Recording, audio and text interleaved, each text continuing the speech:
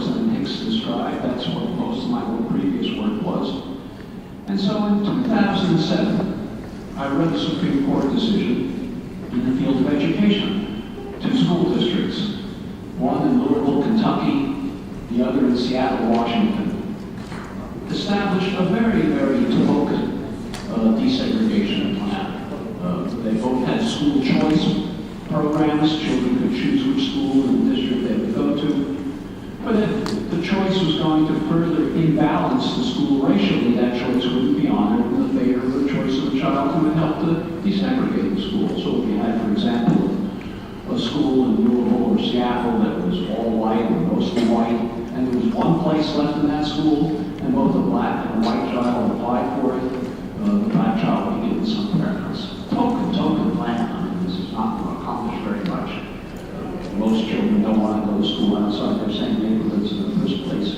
And the cases we have one place left in the school, and both the black and the white child applied for, it's trivial.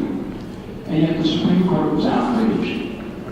Chief Justice John Roberts wrote the decision, and he said that the districts of Louisville and Seattle were violating the Constitution when they implemented this program. He said they were violating the Constitution because the schools in Louisville and Seattle were segregated, because the neighborhoods in which they're located were segregated. Well, I agree with that. I thought that was a pretty wise observation on Chief Justice's part. In fact, schools are more segregated today than they have been at any time in the last 45 years because the neighborhoods in which they're located are segregated. But then he went on to say that the neighborhoods in Louisville and Seattle were segregated de facto, just by accident, just because of all the things I described, private prejudice, bankers and real estate agents discriminating, or income differences, or people just liking to live with each other of the same race. And he said that we have de facto segregation. It's a violation of the Constitution to remedy it. Well, as I say, this case arose out of 2 school districts, Seattle, Washington, and Louisville, Kentucky. And I read this case, and I remembered reading about a case some years before, where a white homeowner in Louisville, Kentucky, one of the districts involved in this case, had an African-American friend. The white homeowner who was living in a single-family home in the suburb of Louisville. The African-American friend, a decorated Navy veteran, a fellow with good middle-class income, a wife and a child, wanting to move to a suburban community, but no real estate agent would show him a home in that community. And so the white homeowner bought another home in this suburb and resold it to his African-American friend. That was really the only way in those days an African-American could ever buy a home, a single-family home. But he resold it to his African-American friend. And when the African-American friend moved in with his family, a mob surrounded the home, protected by the police. They threw rocks through the windows. The police surrounded the mob, couldn't identify any perpetrators. They firebombed and dynamited the home. Police couldn't identify any perpetrators, just couldn't see who did it. And then when this riot was all over, the state of Kentucky arrested, tried, convicted, and jailed with a 15-year sentence the white homeowner for sedition, for having sold his home to an African-American friend. And I said to myself, this doesn't sound to me much like de facto segregation. Maybe if the police and the prosecutors and the courts are this involved in reinforcing and perpetuating segregation, maybe there's more to the story that Chief Justice Roberts doesn't know. And so that's the origins of my book, called The Color of Law. I wanted to know if state involvement, government involvement in racial segregation was just occasional and incidental like this case, or whether it was systematic, whether this whole thing was a myth that government wasn't involved in creating this racial segregation. What I found in the course of my research and what I described in this book is that indeed we do not have de facto segregation. It's a myth. There's no such thing. What we have in this country is a government-sponsored, government-created system of residential segregation. The history of which we've entirely forgotten in this country was once well known. Nothing think about this. And because we've forgotten this history, because we've adopted this myth, we feel powerless to do something about it. If we understood the history of how government policy is what created residential segregation. It would be easy for us to figure out how to develop equally powerful government policies to undo it. And so long as we think it's accidental, it's much more difficult to take up the challenge of continuing the civil rights revolution that began in the 20th century. So let me describe to you in a few minutes this afternoon some of the major policies that the government followed to create residential segregation in this country, policies that have never been remedied.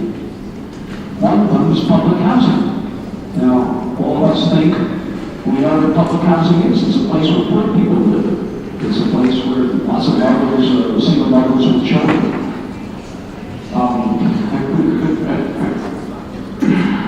Would you please silence your cell phones? It's a place where poor people live. Single mothers with children. Lots of young men without jobs in the formal economy, acting out, engaging in oppositional behavior, getting involved in confrontations with the police that end tragically. That's not how public housing began in this country. Public housing began in this country during the New Deal, during the Franklin Roosevelt administration in the 1930s and the Depression. And it was not a program for poor people. Poor people were not permitted into public housing.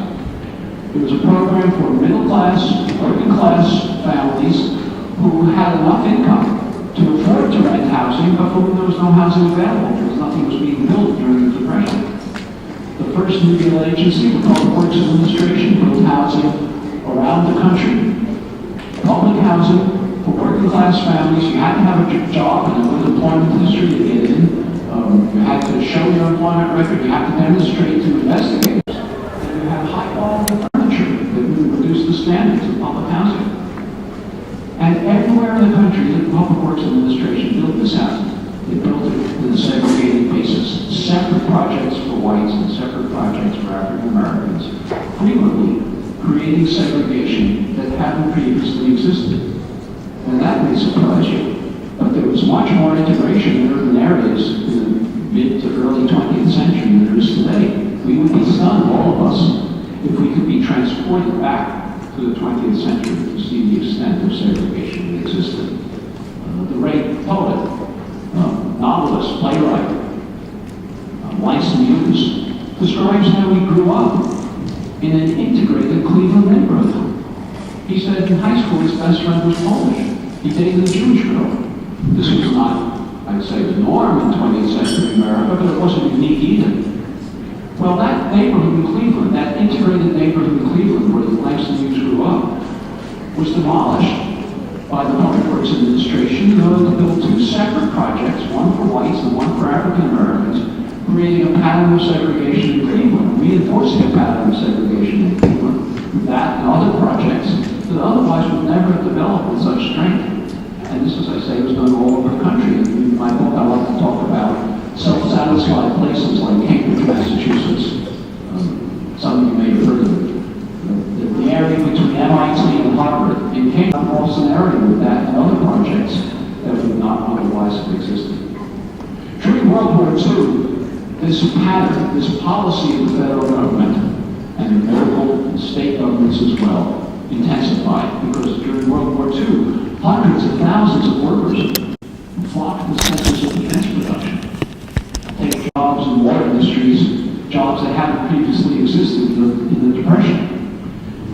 They overwhelmed the communities where the war plants were located. In my book, again, I talk about another self-satisfied place, Berkeley, California. Berkeley, California, a suburb of Berkeley called Richmond, was the center of shipbuilding on the West Coast, the Deepwater Port. At the beginning of World War II, Richmond was a tiny town, 20,000 white people, virtually no African Americans living there. There were a couple on the outskirts, but no African Americans were living in Richmond. The shipyards in Richmond, which were created at the beginning of World War II, by the end of World War II, employed 100,000 workers.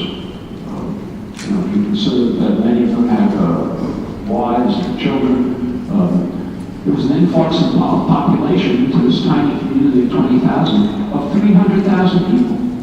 How do you grow a community of, I guess all of you love that business, grow a community from 20,000 to 300,000 in just 4 years? It's inconceivable. The only way it could be done, if the government wanted those ships to continue to be produced, and if it wanted elsewhere in the country the tanks and the airplanes and the jeeps to continue to be produced, it had to build housing for the workers who were coming there from all over the country, white and black. And the government did build housing. It built segregated housing everywhere in the country. You cannot say, in the example I just gave, Richmond, California, that this was simply honoring local patterns. Not that it would be constitutional to honor local patterns if they were discriminatory, but you can't say that they were honoring local patterns because there were very, very few African Americans living on the West Coast prior to World War II. The big mass migration of African Americans to California and to Oregon and to Washington came during the war for these war industry jobs. But so the federal government established a pattern of segregation by creating two separate projects for separate housing for African Americans and whites in Berkeley, in Richmond itself, in a little tiny community between Berkeley and Richmond called Albany. They built housing, shoddy housing, temporary housing for the black workers along the railroad tracks in the industrial area, and more stable housing for the white workers in the residential areas. The city of Richmond announced it wasn't necessary to build stable housing for the black workers because they would all have to leave Richmond at the end of World War II, and the white worker would be permitted to stay. This was government policy. There was nothing de facto about this. The entire West Coast was segregated by these policies. Los Angeles, the San Francisco Bay Area that I just mentioned, Seattle, Portland, all of these cities would not be segregated today were it not for these government policies during World War II. Well, after World War II, there was an enormous housing shortage still in the country. Not only was no housing built in the Depression except for these public projects that I described for working class families on a segregated basis, and during World War II, it was prohibited by law to use construction materials for civilian purposes unless you were building housing for workers in defense plants. And then millions of returning war veterans were coming home needing housing, and there was no housing available for them. So President Truman, in 1949, newly elected, proposed a vast expansion of the National Public Housing Program. And remember, we're talking about housing for working class families. These were returning war veterans, people who had jobs in the post-war boom, not poor people. He wanted a vast expansion of the National Public Housing Program to house returning veterans and others. And conservatives in Congress wanted to defeat Truman's National Public Housing Program. They wanted to defeat it not for racial reasons, because it was always segregated, everybody knew that, they didn't object to that. It's not because they didn't like poor people, because it wasn't for poor people, it was for working class families. They wanted to defeat it because they thought that public housing was socialistic, and the private market should be taking care of the needs of returning war veterans, even though the private market wasn't doing so. And so he proposed, the conservatives in Congress decided they had a strategy for defeating the 1949 Housing Act, and that is something, a congressional strategy that we call a poison pill strategy. A poison pill strategy is one where opponents of a bill attach an amendment to the bill which they think can get passed. But once the amendment is attached to the bill, it makes the entire bill go down to defeat. And so conservatives in Congress, get this, conservatives in Congress proposed an amendment to the 1949 Housing Act that from now on, public housing had to be integrated. No more segregation in public housing, no more discrimination in public housing. Of course, it was a cynical proposal. They didn't want public housing at all. But they figured they would vote for this amendment, cynically. They would be joined by Northern Democratic liberals in the Senate and the House. That would create a majority to attach the integration amendment to the bill.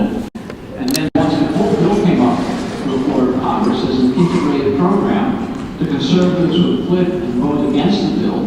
They would be joined by Southern Democrats who were all in favor of public housing that was segregated, but not the bill came down to the people.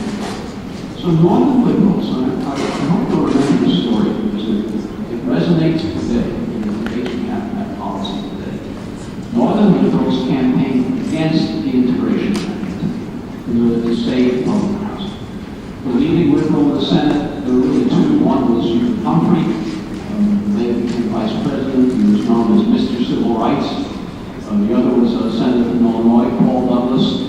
Senator Douglas got up on the floor of the Senate, made a speech along the following lines. He said, I want to say to my Negro friends that we will be better off with segregated housing if this bill is passed than with no housing at all. And he persuaded other Democratic Congresspeople to vote against the integration amendment. The integration amendment down to the feet. In the 1949 Housing Act was passed. 1949 is a recent history. The 1949 Housing Act was passed as an ongoing segregated program. And the federal government used that vote in Congress as its justification to segregate all housing programs for the next 15 years, taking us into the 1960s. This is not de facto segregation. This is an explicit policy to segregate the country as unconstitutional as segregation of buses or lunch counters or schools or colleges or porta potties. And yet it never been remedied. Well, under the 1949 Housing Act, many of the large public housing projects that we know of were built in places in Chicago. Maybe some of you remember some of these, the Green or the Robert Taylor homes, or in St. Louis, the Pruitt Igoe Towers. Pruitt Igoe Towers actually was two separate projects. Pruitt was for African Americans. Igoe was for whites. It's not that African Americans happen to like the sound of the word Pruitt, so that's where they applied. Whites happen to like the sound of the name Igoe. This was not self-segregation. This was explicit policy of the government. Very soon afterwards, all over the country, development occurred, which was quite surprising, but systematic everywhere. And that is that the African American projects, the projects designated for African Americans, had long waiting lists. And the projects designated for whites had tons of vacancies. Eventually, the situation became so conspicuous and untenable that all of the projects had to be known that. This is a time when the still for working families, not for poor people. But at about the same time, some of you may know your history, at about the same time, industry left the cities. They no longer needed to be located near deep-water ports or near railway terminals because the highways were being built. So the industry could relocate to rural areas and suburban areas to get their raw materials and ship their final products by truck. So fewer jobs were left for the increasingly African American populations in the public housing. And eventually, the public housing had to be subsidized. Prior to this, the government didn't pay for families, they paid for it themselves. The government just advanced the money up front to build the projects, but they were self-supporting projects. But now they had to be subsidized, people became poorer and poorer, and we began to get the kind of public housing today.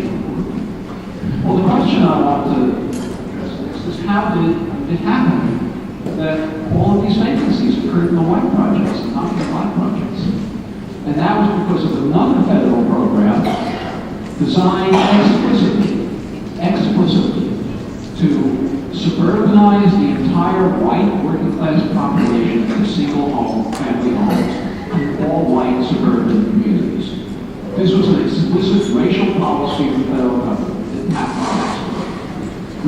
Many of these suburbs, places like Levittown and East New York City, probably the biggest one. Maybe some of you remember hearing the song that folks and Stevens used to sing that little boxes on the hillside that made the ticky-tacky and they all look the same. That was the valley, a suburb just as large as Levittown, south of San Francisco. Levittown was 17,000 homes.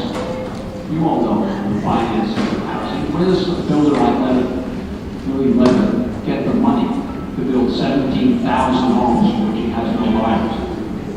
Any bank would be crazy to lend him the money to build 17,000 homes. He couldn't get the financing for it. The only way he would get the financing for it was by going to the Federal Housing Administration. So these plans for the project, for the development, those plans had to include a commitment never to sell a home to an African American. The Federal Housing Administration acquired Levitt and the builders of hundreds and hundreds and hundreds of these developments everywhere in the country to include a clause in the deed of every home prohibiting resale to African Americans or rental to African Americans. This was not the action of local bureaucrats. This was written federal policy. The federal underwriting manual, issued beginning in the 1930s and on into the 1950s, prohibited appraisers from recommending a project for federal government guarantees if it was going to be integrated. It even prohibited the project from getting federal government bank guarantees if it was all white, but it was located near where African Americans were living, because the manual said it ran the risk of infiltration by incompatible racial elements. That's what the federal manual said. And in fact, in my book, there's a photo of a 6-foot-high concrete wall running a half-mile long that was built at the demand of the Federal Housing Administration. It was in Detroit, in order to separate a development for whites only that it was financing from where African Americans were living nearby. This was a federal government policy. These two policies, public housing, which wound up concentrating African Americans in low-income areas, either in public housing or also in rental housing in urban areas, and the Federal Housing Administration's explicit policy to suburbanize the white population into all white suburbs is what created the segregated patterns that we know today. It's what policymakers who knew this history years ago, but have stopped talking about in recent decades, called the white noose that the federal government had created to establish around African American urban neighborhoods. This is a federal policy. These two policies, there were many, many others. I've only mentioned 3 to you: the use of courts and the judicial system to prosecute anybody who attempted integration. Public housing efforts of both federal, state, and local governments, and the subsidization of single-family homes for white families, white areas. These policies were the main ones, but there were many, many others. They ran from the granting tax exemptions by the Internal Revenue Service to institutions that created segregation in their communities. For example, the University of Chicago. As I said before, I used to be involved in education policy. Perhaps one of the most famous educators of the 20th century was Hutchins. President Hutchins at the University of Chicago had an office in the office of the presidency, made up of lawyers whose job it was to evict African Americans who moved into the area near the University of Chicago. The University of Chicago was a tax-exempt institution. The Internal Revenue Service was violating the Fifth Amendment when it granted a tax exemption to the University of Chicago. It was following these practices. Many churches in white communities were the headquarters of neighborhood associations that engaged in both violence and in the distribution of legal agreements that prohibited African Americans from living in their neighborhoods. These were other policies. State real estate licensing boards were violating the 14th Amendment when they issued real estate licenses to real estate agents who were members of the National Association of Real Estate Boards in the 1950s and earlier, because that association had a code of ethics that prohibited real estate agents from selling homes to African Americans in white neighborhoods. When, as I say, the state licensing agencies licensed those brokers, agents, they were violating the 14th Amendment. And it all requires a remedy. Well, today, we have segregated neighborhoods all over the country, and these segregated patterns create most of the most serious social problems this country faces. I already mentioned my interest in education. The achievement gap between African American and white children exists primarily because children go to segregated schools, particularly low-income children, where they are concentrated. When you concentrate children with the most serious social and economic disadvantages in single schools, those schools cannot possibly overcome all the problems that those children are dealing with concentrated in single schools, they could get the kind of special attention they needed to thrive. Health disparities. There's an enormous difference in life expectancy between African Americans and whites in this country today. Disease rates. Those health disparities are in part caused by the concentration of African Americans in neighborhoods that are less healthy, that are more polluted, that have less access to healthy food, with medical care. Of course, the violence that we see visited upon African American communities by police only exists because we have this cycle created by the concentration of young men without access to good jobs, without hope, in single neighborhoods, where they engage in oppositional behavior, attract the attention of the police, and the cycle of violence occurs tragic consequences. That could not exist if we did not have this unconstitutional racial segregation. And I would add one more thing. I think the politics of this country today are being polluted by racial segregation. We saw the results that we saw in the 2016 election, and that we continue to see today coming from this administration, could not have happened if so many whites were living so far distant from African Americans that they had no common experiences, no idea of how each other lived. So the most serious problems we face in this country stem from racial segregation. And we've done nothing to remedy it, in part because of this myth. Now, what are we going to do? I'm not coming to take a lot of time to talk about remedies. We're not ready for remedies yet. The first thing we need to do is disabuse ourselves of this myth. In the course of writing this book, I caused myself to look at all the textbooks. The most commonly used in American high schools today that teach American history. The most commonly used textbook in American history today, or at least as a couple of years ago when I examined them, something called The Americans. I don't know if any of you still have students in high school, children in high school, grandchildren that are probably using this textbook, or one very like it. It's 1,200 pages. In those 1,200 pages, there is one paragraph that's subject to discrimination in the North.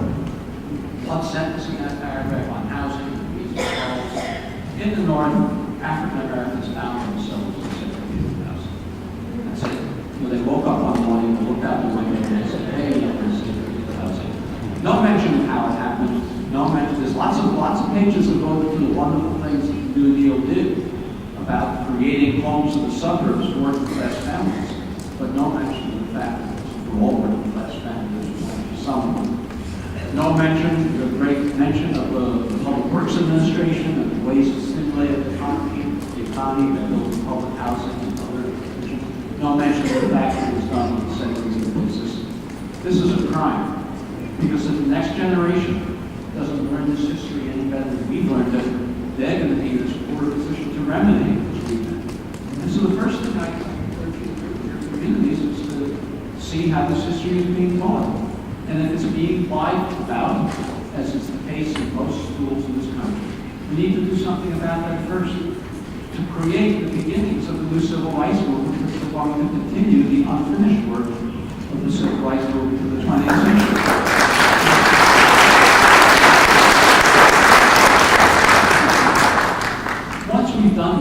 Once we've done that, we can begin to have the kinds of conversations necessary to figure out remedies.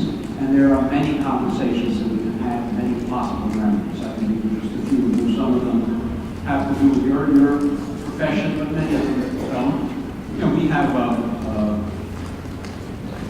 number of programs that the federal government runs today to subsidize housing. The biggest program that the federal government runs today to subsidize housing as a subsidy for homeowners, as you all know, including in all white suburbs. It's the mortgage interest deduction. One of the things I suggest in my book is that we should withhold the mortgage interest deduction from homeowners in suburbs that are segregated, that refuse to take steps to desegregate. It doesn't have to be punitive. We can put the mortgage interest deduction from those communities in escrow. And when the communities take steps to desegregate, we can return it to the homeowners. Nobody will lose any money that way, but it will be an incentive for all white communities to desegregate. But,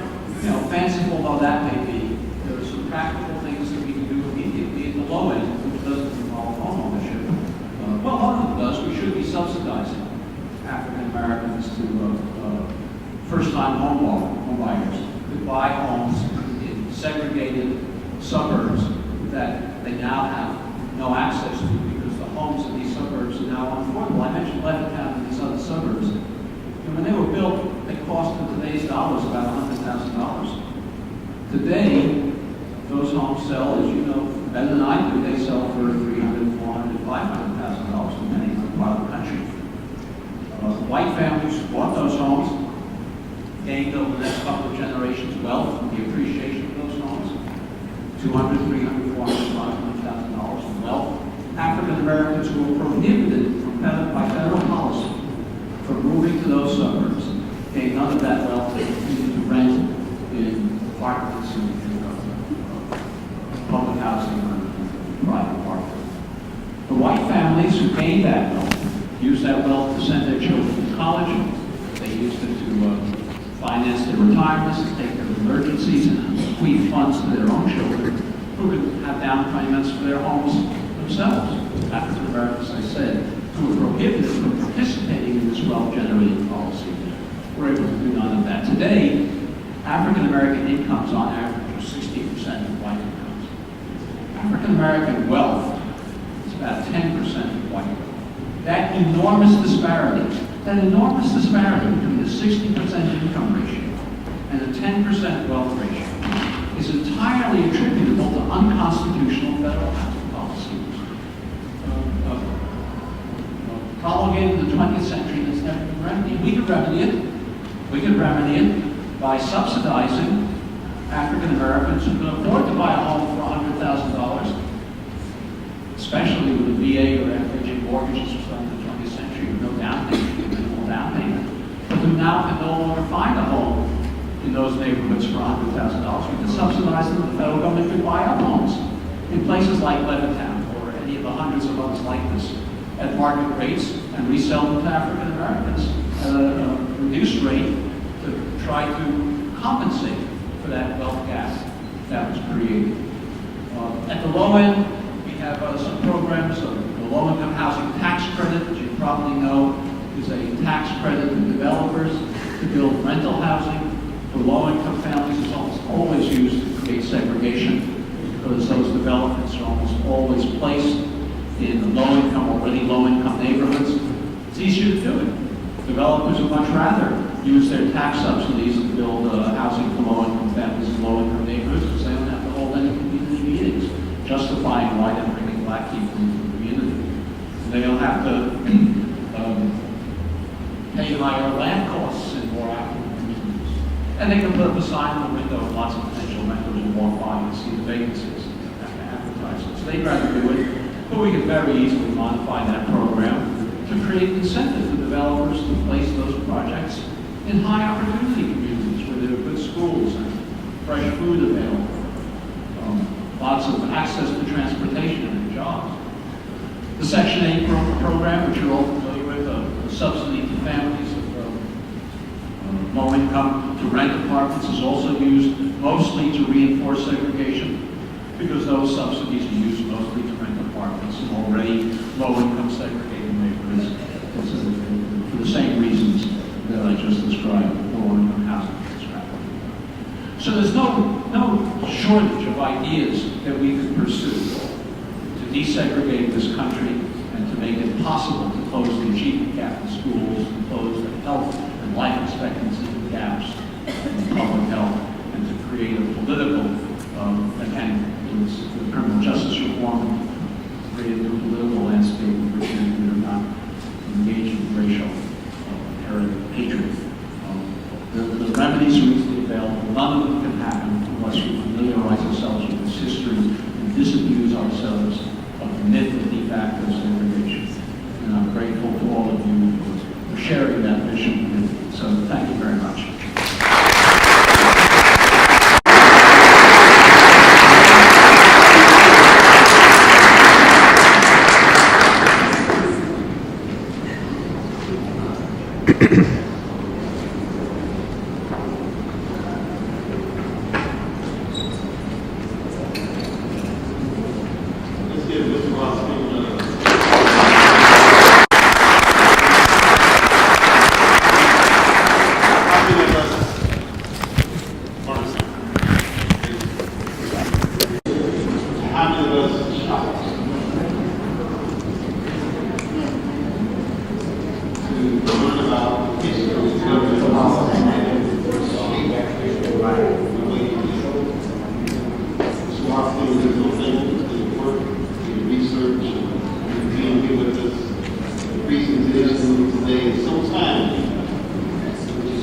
why. It's 50th year, if you look at where we are in the country, they did up their housing act in 1968. We wanted to have them here with us at this particular time. Look at where we are. And I'm so happy to be part of an organization that's effectively working to help solve the foundation. I want to take this time to ask if you have any questions for me to Congress needs to be if not,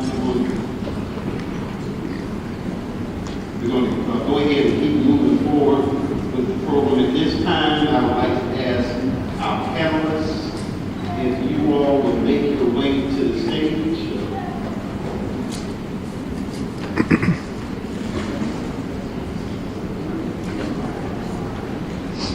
As they make their way to the stage, I want to continue to encourage everyone to continue to use your social media to tweet and to text. Our live stream, Mr. Bronstein does have his book, The Color of Law, that is back in the room. And after our session today, we will be signing those books outside. At this time, I'm going to ask the author of our State Housing and Black America Report, Jim Carr, if he will come up and give us highlights.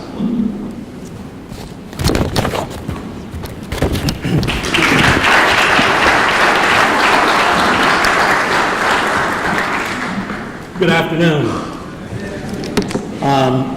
This year's 2018 State of Housing in Black America takes place in a unique context, and that is the context of the 50th anniversary of the passage of the 1968 Fair Housing Act, which was intended to ameliorate and address many of the problems that had been created by previous discriminatory actions directly by the federal government that Mr. Rothstein talked about, as well as the Kerner Commission report, which I think almost everyone knows the one quote from that report about America becoming two societies. And so as we were writing about the 2018 report, I want to thank Jeffrey Hicks, the president, first of all, for allowing me to write the report again this year. I wrote the first one in 2013, and since I'm still writing it, I'm assuming that they must approve of the product. But when we were talking, I wanted to thank him because he really wanted us to contextualize what's happened as of today in the context of 50 years of struggle. And so as a result, NAREB has produced a second report. We're not going to discuss it at this event because there's just not enough time, but it's called 50 Years of Struggle, looking at the challenges as well as the successes that have occurred over the 5 decades since those two events. So first, I'm just going to say a couple of words in terms of context. One of the things that's interesting is Mr. Rothstein could have stood here and talked all night long about the different discrimination and its effects on Black America. So for example, one of the things that he alluded to, but he didn't state explicitly, is that America is more segregated today than it was in 1920. And that was directly as a result of the programs that were put into place around the late 1930s and then today, which actually require mandated and enforced segregated living. Another thing that's important, and we'll look at it in the SHEBA statistics to show how, despite all of the gentrification we're seeing, segregation remains very high. And we'll talk just a little bit about the meaning of that and why it occurs. I think the thing that's important to recognize is that although the Kerner Commission concluded with one really profound recommendation, and they said we need solutions that are at the scale and the magnitude of the problems that were created by federal action. And we've never had that. In fact, we've had quite the opposite. We've had very lackluster actions. So if you look at the 1968 Fair Housing Act, this is an act that Lisa Rice, who's on the panel, is our resident expert on everything about the Fair Housing Act. It was passed with practically no enforcement mechanisms at all. Basically, if the federal government suspected discrimination, they could ask the discriminator, will you consider stopping to discriminate? But there was no effective enforcement mechanism at all. And so when we're thinking about the housing market, right, we made some gains. In 2004, the black home ownership rate had reached just under 50%. Do you know where those gains have gone?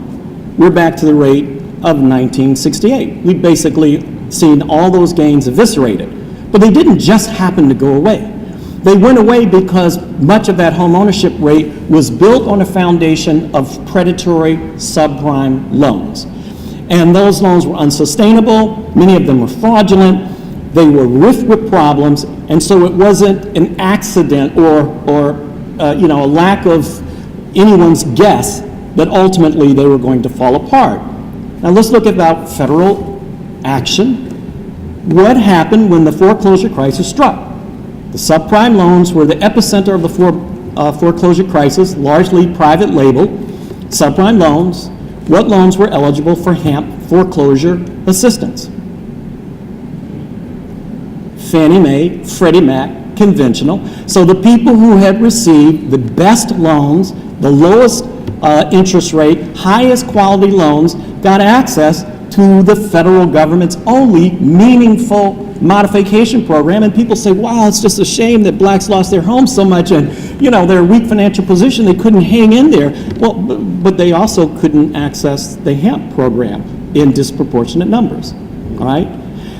Today, when blacks try to apply for a loan, they still face discrimination. I guess we might call that de jure or de facto.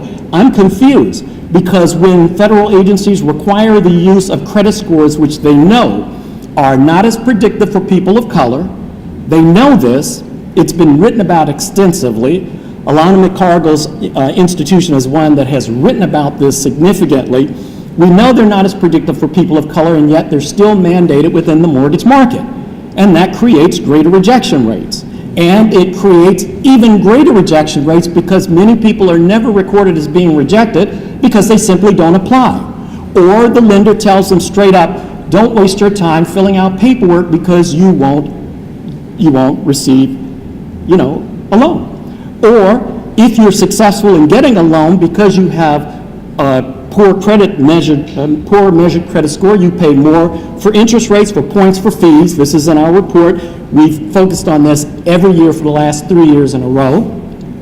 So even if you get the loan, you pay more for the loan, even in the best market, the conventional market, right? But even after you own the home, now it's time to get that appreciation. Except guess what? You don't get the same appreciation. And again, it's not a market activity.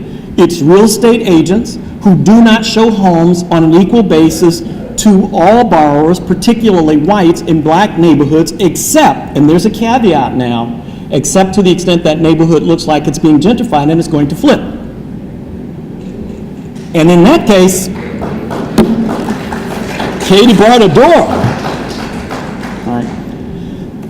And finally, where's market innovation? So Mrs. Rothstein pointed out, rightfully, that there are lots of different programs the government can invest in, but those are subsidized programs. And so the thing I think we need to stay focused on is step one, we don't need subsidized programs, we need accurate credit scores, we need down payment requirements that are not so high that allow financial capacity to serve as the new form of racial discrimination. If we've been racially discriminated against such that we don't have the wealth, then how can we all of a sudden have the down payment of 15 to 20%? And because we don't have that down payment when we go for a loan, we detail this in the 2018 report, and I'll go through that very quickly, we then pay almost astronomical amounts of insurance and fees to compensate for the fact we don't have the 20% down payment. Is that de facto or de jure? Is that disparate impact? And especially if it's built upon a credit score that is known not to be as predictive for blacks, sounds like there's a problem.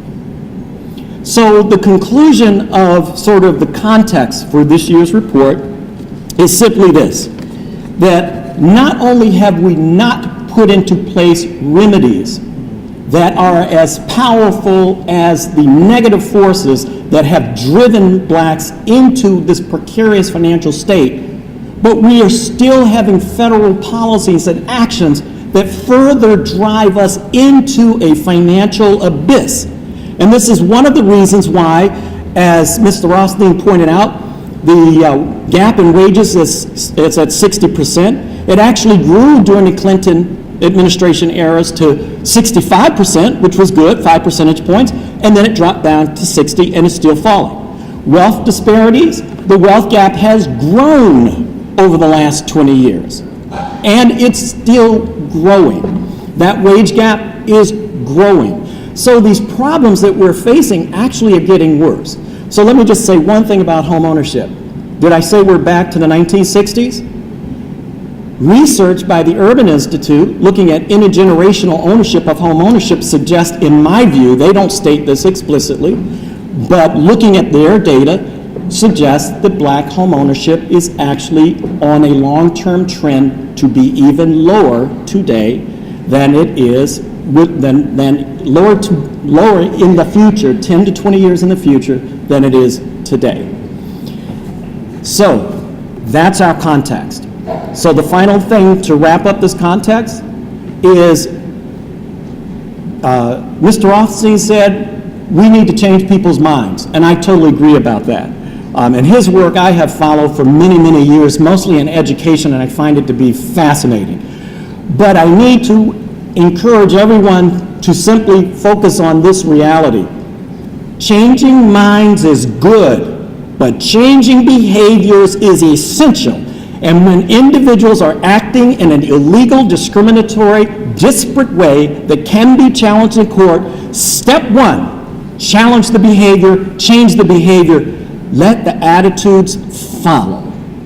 And with that, I see that Congressman Meeks has shown up, and so I'm going to have a seat now and listen to him, and then I'll come back and rattle through the highlight statistics very quickly. You need to speak louder so they can hear you.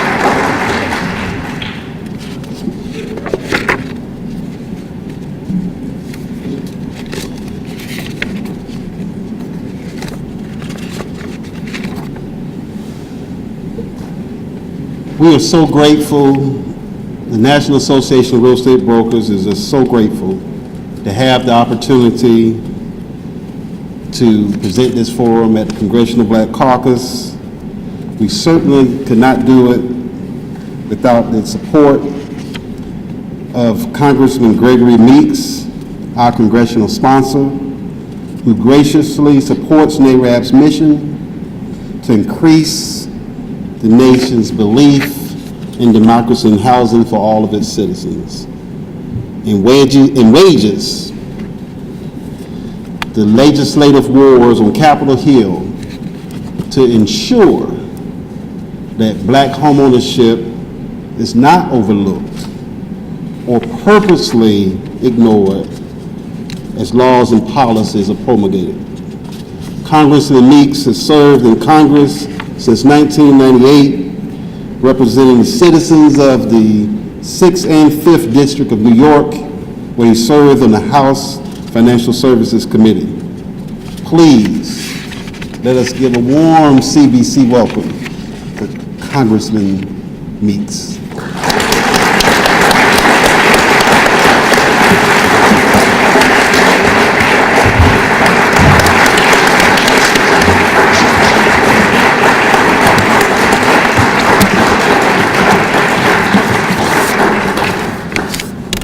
Thank you, Mr. President. Somebody I can call president anyway.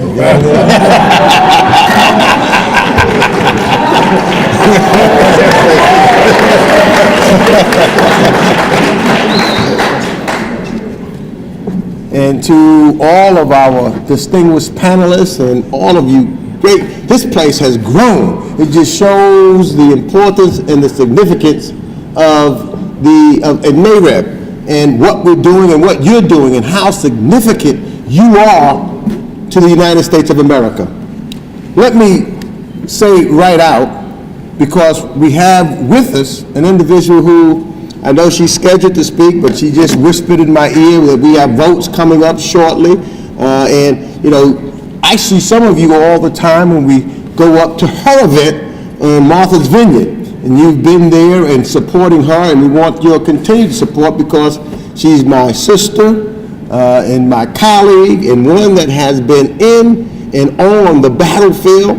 You know, we basically came in at the same time together. We said we've got our own class. We both came in special elections.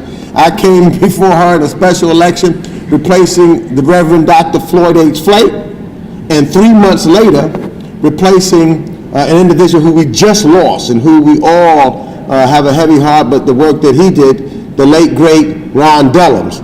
It is my friend and colleague, the one and only Barbara Lee.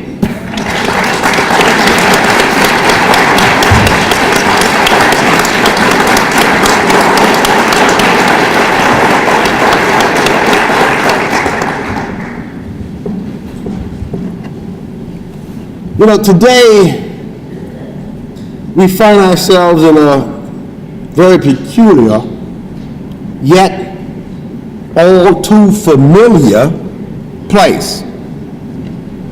This year marks 2 significant milestones. This week makes 10 years since Lehman Brothers failed. Lehman was indeed a canary in the coal mine of what became the greatest recession since the Great Depression. This year also marks 50 years since the passing of the Fair Housing Act, which outlawed discrimination in housing. I can almost remember going back then as a high school graduate, going to Tucson, Arizona, and they had set me up with the human rights organization there, and they had me go out with someone that was supposed to have been my parent, because we would see an ad of a house for sale, and we would go out and said, "Is it for sale?" And they said, "Yes." You know, and we had someone that had a different kind of voice and things. So then we would ride out immediately. And when we arrived and they saw it, we looked and said, "Oh, it was just sold." Unfortunately, that still happens in some places today, 50 years later. So both these milestones, the Great Recession and the Fair Housing Act, remind us that progress for black folk in this country is never linear. It remains a continued political process. And although we have come a long way since the Fair Housing Act, research from the Urban Institute demonstrates that black home ownership rates have declined to levels not seen before the Civil Rights era. Much of this decline in black wealth can be attributed to the Great Recession, which we've not pulled ourselves out of yet. Indeed, this month makes the 94th consecutive month of job growth in America, yet black home ownership is not where it was before the recession. So how do we make sense of our community's deferred dreams of home ownership in an era of so-called economic strength? Adapting from Langston Hughes, I ask, what should happen to a dream deferred? What I would impress upon you today, as you will find that started in your conference packages, is that the dream still demands our courage, our leadership, and our resilience. But most importantly, the dream still demands legislation, good public policy, and political engagement. And although we celebrate 50 years of the Fair Housing Act, we must remember that the law's enactment was an exercise of compromise and horse trading, mostly in the Senate, where Southern politicians filibustered the law. Like every other major piece of legislation, the Fair Housing Act was an incomplete law that included imperfect provisions necessary to attract imperfect allies. In other words, the Fair Housing Act was only the beginning of our efforts to ensure equal housing and social economic integration, but it was never intended to be a solution in and of itself, and the authors understood this. Now, I don't want anybody to get mad, but my fraternity brother, you know, that fraternity that started them all, is known as Alpha Phi Alpha. Former U.S. Senator Ed Brooke. He was the deal maker behind the law's eventual passage. In Senator Brooke's mind, ending housing discrimination was not only housing policy, but it was also education policy and workforce policy. And in his mind, easing the ills of poor schools and poor jobs could only be addressed by first eliminating housing discrimination.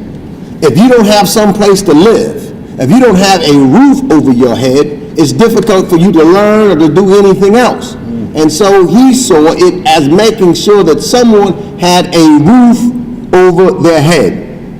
And so despite putting forward a comprehensive bill, Senator Brooke could only get support from a hostile Senate and a tepid President Johnson.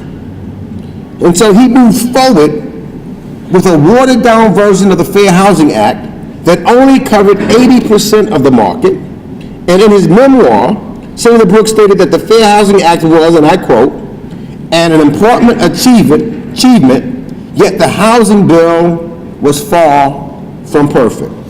He went on to state that, worst of all, the bill's enforcement powers are weak, and the battle to push them went on for years. So let me just say, it tells you where we are today and why, despite the legislation that was passed, we can never take anything for granted. And if you see that the gap, the wealth gap that is happening, because as the country is allegedly recovered, there is still this huge gap between those of us who are of color and others, and even in the values of our homes. But yet, it is still in that home. It is still trying to understand and legislate so that no one gets tricked into the kind of mortgages that they received back in '08. It is still in that home is what we can rebuild that wealth that's necessary so that a person like me can eventually become elected to the United States House of Representatives. It is that home. That home. So we have now just as an important of job to make sure that we go out to educate our folks, to tell them don't give up, persevere, that we've got to push on, that you still need. I'm telling my daughter right now, this is what we got to do. My daughter is 8.5 months pregnant, and they were trying to figure out, they've been renting, her and her husband, renting a house. I said, no, you got to buy a house. You got to buy a house now, so that your child has some place to grow up and you can get some equity. And I said, even if it means that you have to live in my house to save the money that you need to pay for your down payment to buy your house, that's what has to happen.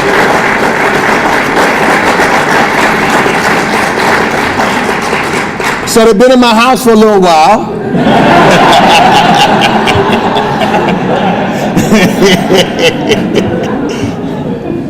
And then I saw her the other day, and she had my son-in-law come run up to me and said, did you speak to Ebony yet? And I said, no, I haven't spoken to her. I said, what's going on? Because I was worried, I'm thinking maybe something's wrong with her pregnancy or something of that nature. She said, well, go speak to her. And so I went to speak to her, and she says, Dad, we closed on a house today.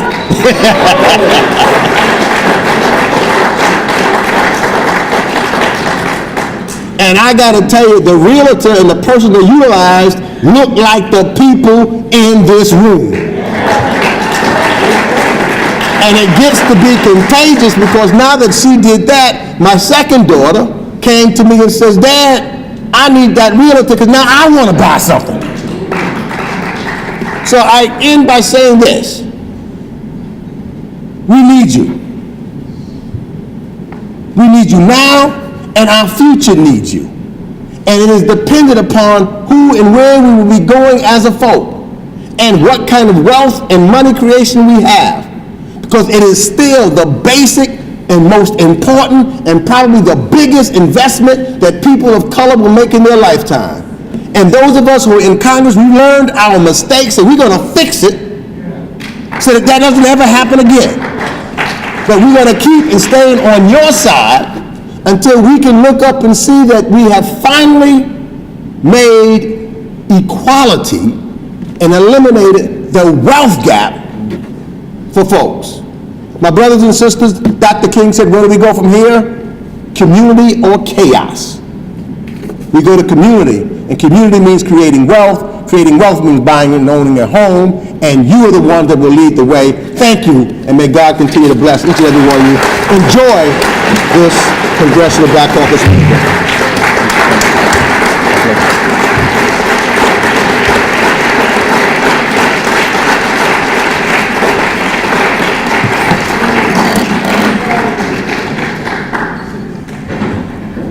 Congressman Meeks sounds like a realtor, doesn't he? We're going to dive right into our questions for our panelists and talk about solutions. I want to start with Elena Cargo. Elena, we have heard Rothstein's historical perspective on Federal Housing Administration, FHA, intentional and unconstitutional practices that underpin the discrimination and separation that essentially propped up white homeownership and wealth building stability over the last 50 years. How important, my question is, how important is the FHA and VA for black homeownership in the current context of what policies, products, and practices in the modern housing finance system, and how the modern housing finance system can help move the dial in reducing the black homeownership gap and simultaneously reduce the overall wealth gap. Good afternoon. Thank you, Jeffrey, for the invitation to be here and for all of you. This has been a great day already, and a great panel. I'm Elena Cargo with the Urban Institute. I know the introductions happened, but I want to let you know that we're a research institute, so a lot of the data you've heard reference to some of the work we've done, where we are focused on the social and economic policy issues that are underlying the fabric. I specifically work on the housing finance system and the systems that are kind of underlying everything that Richard Rothstein and Jim and others have been talking about today. In direct response to your question, and I have a few slides. Start to move along here. It's interesting to have my first transition. Actually, why don't we just move past this? I'm going to go to the next slide. Richard Rothstein shared the history of the Federal Housing Administration, or FHA, and the role that it played, the critical role that it played in isolating, segregating, and essentially discriminating against blacks. And the ability for blacks to obtain homeownership. I think that history is so important because when you look at the title of my first slide, it says the Federal Housing Administration and the Veterans Administration, two government agencies, play a disproportionately important role today in serving minority communities and helping them to become homeowners. And in today's market, there's a lot of things that happen in between the history that he shared and where we are today. In today's market, the federal government plays an outsized role. And you can see from the couple of charts that I have up here, the FHA and the Veterans Administration both disproportionately serve Black and Hispanic families. At the bottom, you can see the proportion exactly for the FHA insured loans. 45% of all loans made to Blacks in this country are FHA loans. 44% for Hispanics. And you can see the rest of the dimensions. The other thing I'll point out is conventional. We talk about a system that has the GSEs, who are big conventional players, Fannie and Freddie Mac. We heard a little bit about them in Jim's comments. They are not serving Black and Hispanic communities as aggressively as the government agencies are today. And I think it's really important that we listen and think about the housing finance reforms that need to be made and ensure that we are thinking about the critical role in the future that the Federal Housing Administration, the Veterans Administration, and the GSEs play in serving communities of color. I'm going to just add a little bit more context. I mean, the FHA has many inefficiencies in it today. While it is doing service, there are a lot of things happening in that system that are broken, that are old, and antiquated. A lot of traditional banks are not doing FHA lending, so we're finding non-banks and other institutions serving communities of color to be able to offer them FHA loans. While those non-banks are doing a good job, they are keeping FHA lending available in the communities. We have to think about why is that and what are the problems in the system that are creating that dynamic.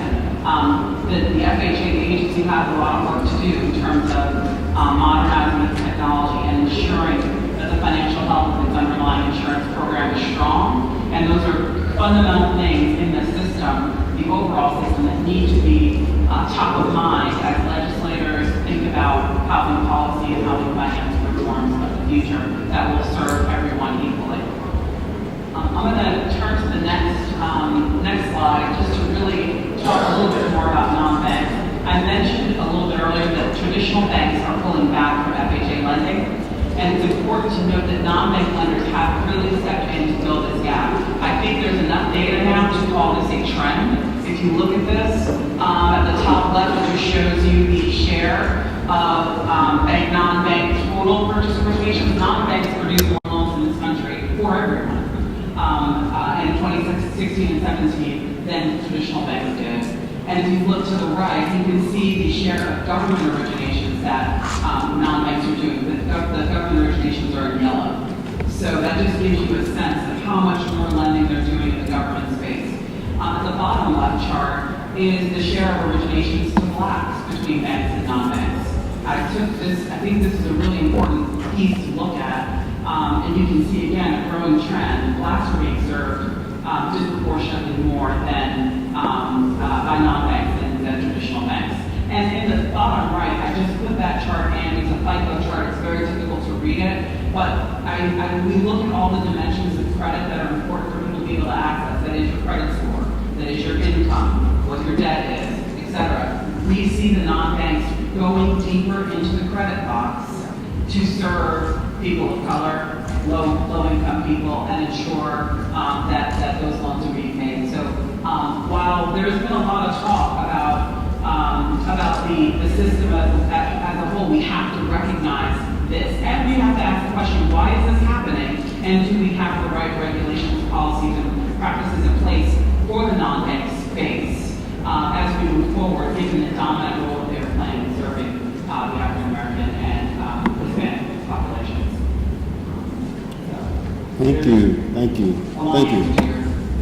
Thank you, Elena. And Maurice, I want to continue this solutions conversation with you. What ideas and solutions can you offer to advance Black homeownership?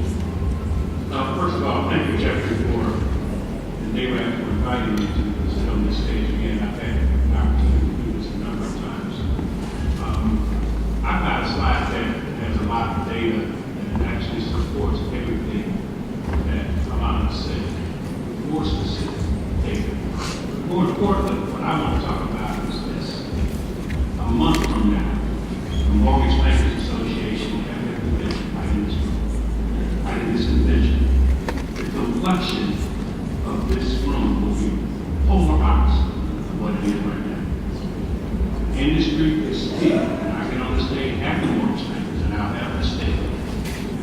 sea of salt and a few specks of pepper. So while the mortgage banks are serving the needs of the black community to the point of 60% in 2017, you add to that the banks with greater than 10 billion in assets, it's 82%. So all the other banks, credit unions, OCC regulated institutions, Federal Reserves, FDIC, make up that difference.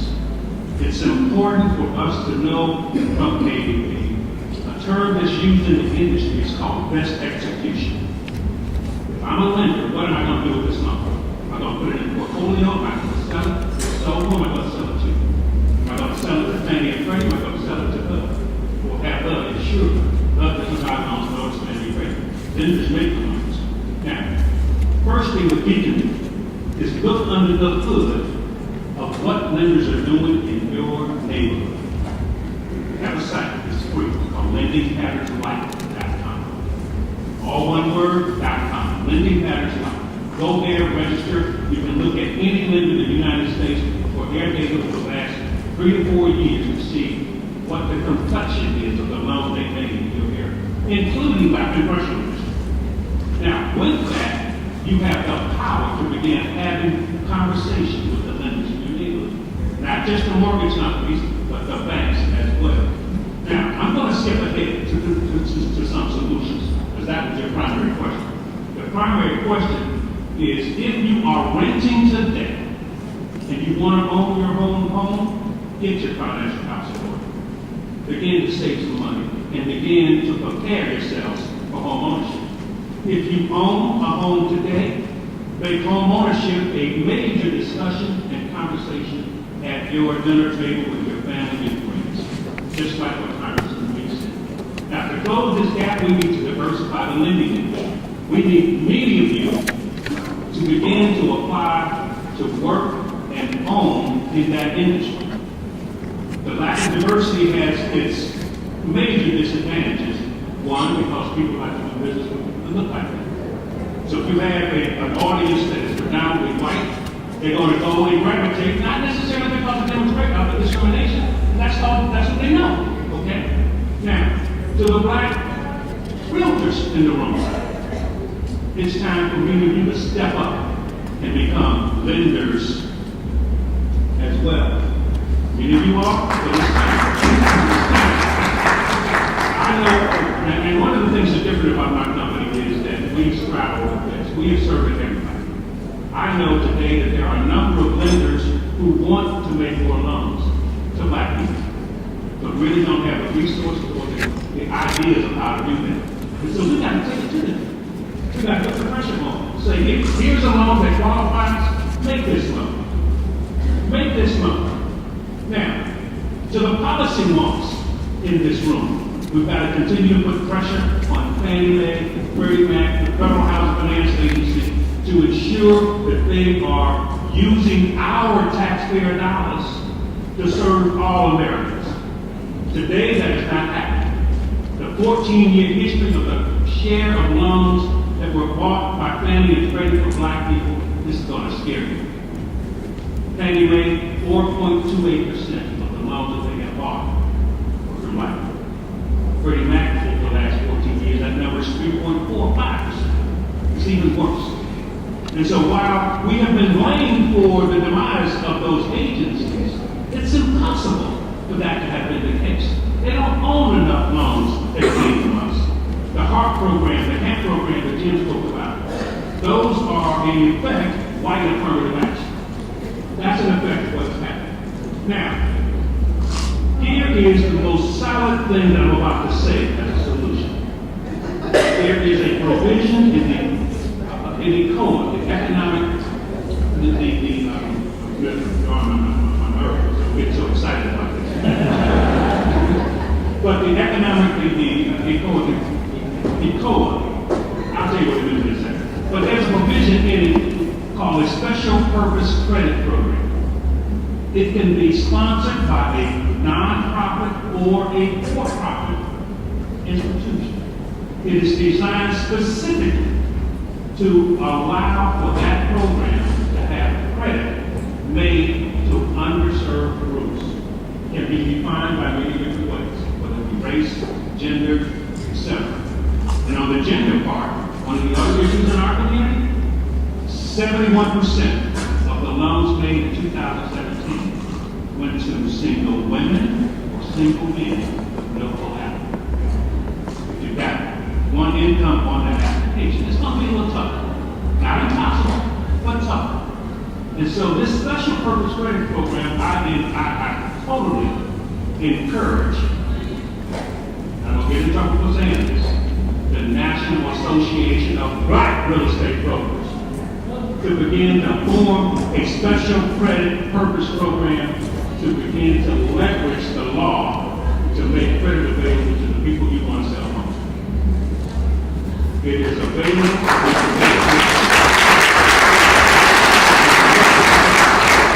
So the bottom line is to close this homeownership gap, it must be intentional. It will not happen by accident. So otherwise, the next 50 years after the Fair Housing Act, we will continue to be exactly where we are right now.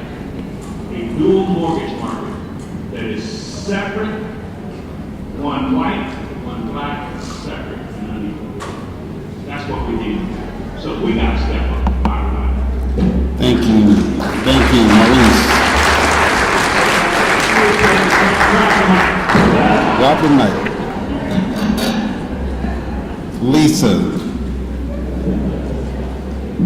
Lisa Rice. Our room today is filled with real estate professionals. How can they be a part of the solution to help advance fair and equal housing opportunities in Black homeownership? I want to also echo the sentiments of my colleagues and thank you, Nara, for first hosting this forum and engaging in this robust conversation about the challenges and the solutions for expanding African American homeownership in America.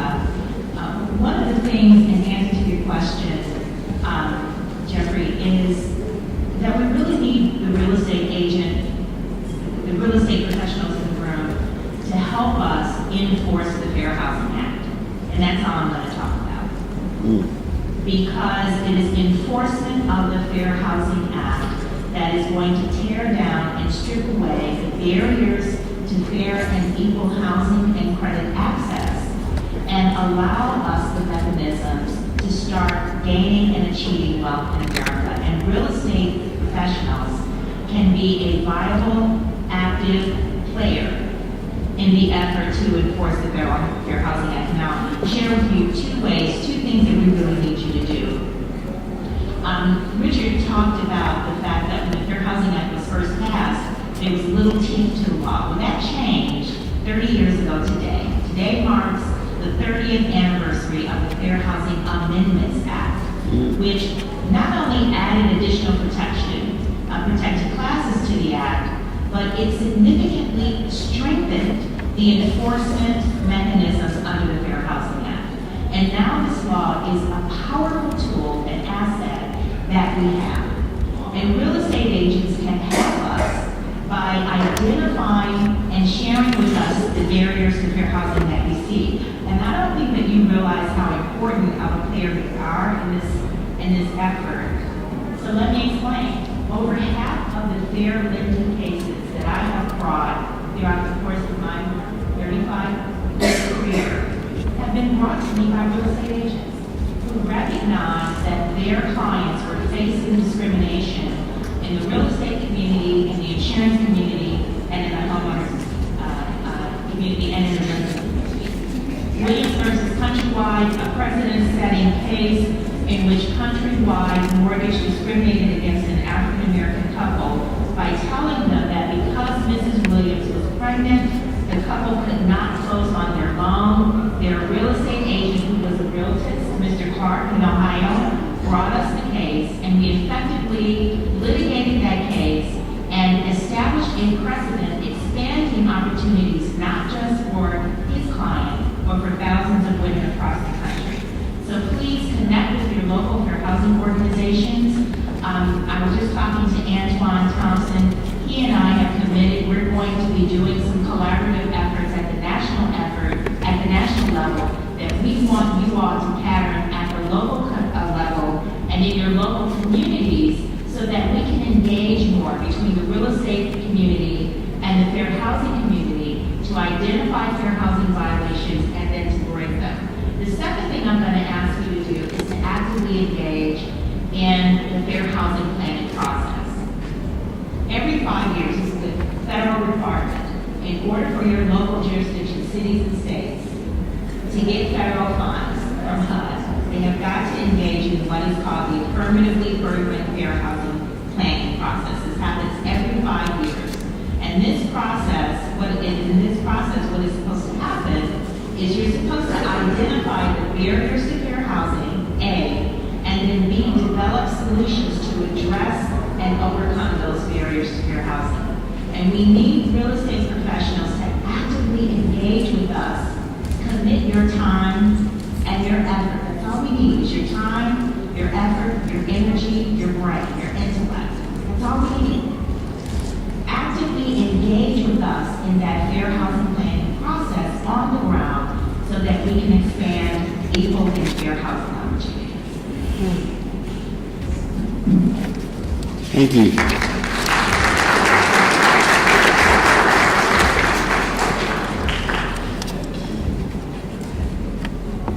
Mr. Alston, the 2018 Sheila report focused extensively on excessive pricing of loans to black borrowers. Could you explain loan level price adjustments and provide us with an example at the borrower level on how pricing at Fannie Mae and Freddie Mac works? Yes. Loan level price adjustments. I'm laughing because I see my friends from Fannie Mae and FHFA leaving me. I'm getting ready to talk about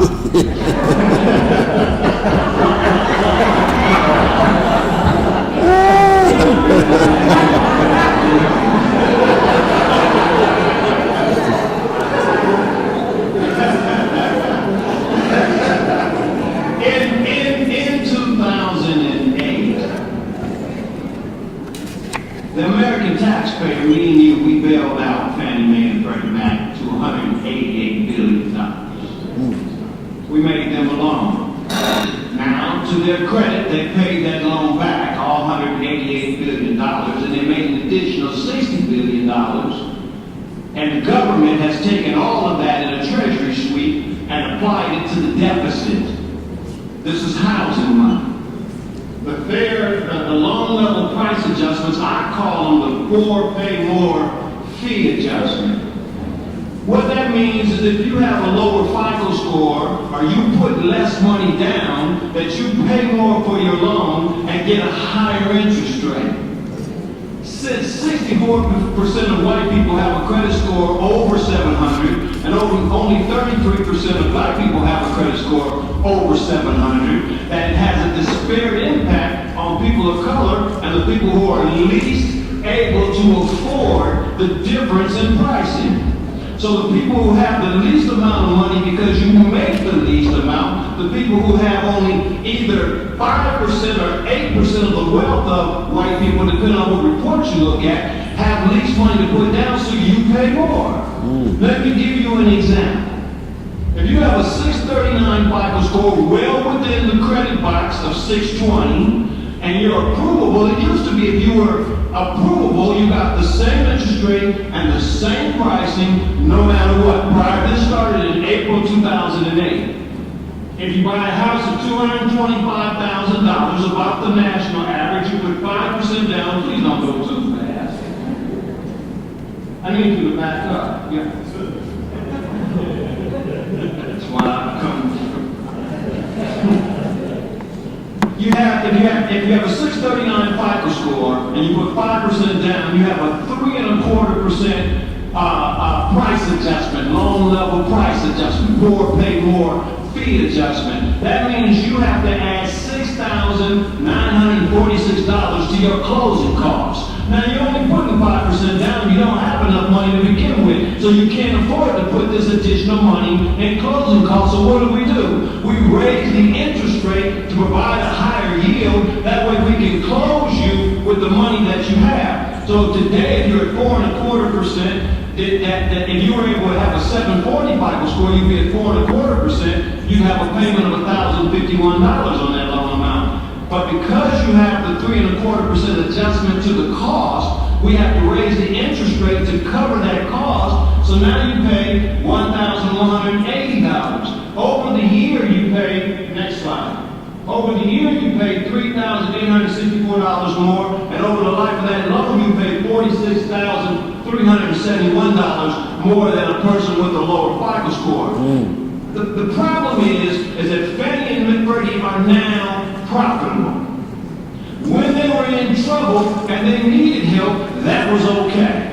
But their charter was to facilitate mortgage financing for average Americans, and HERA requires that they provide financing including lower than market interest rates and other innovative products to low and moderate income borrowers. This is unfair, needs to change, and needs to be a focus.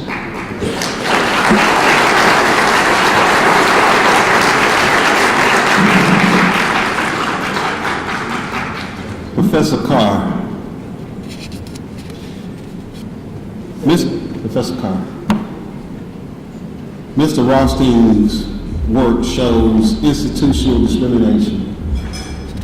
Much of it mandated by public laws, barred homeownership of blacks.